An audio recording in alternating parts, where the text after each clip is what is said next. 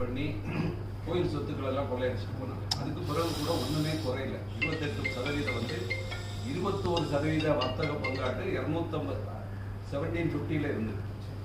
அதுக்கு பிறகு invited by British invite பண்ண பிறகு இதை எப்படி சூறையாடலாம்னு பார்த்தப்ப அவனுக்கு ஒரே ஒரு ஐடியா கிடைச்சிது. இந்த மக்கள்கிட்ட எஜுகேஷன் தாய்மொழியில இருக்கிறது வரைக்கும் இவங்க எதுவும் செய்ய முடியாதுன்னு சொல்லிட்டு ஸோ எல்லா ஸ்கூலு லாங்குவேஜ் வந்து அந்த மதர் டங்ல இல்லாம இங்கிலீஷ்ல பண்ணிட்டாங்க.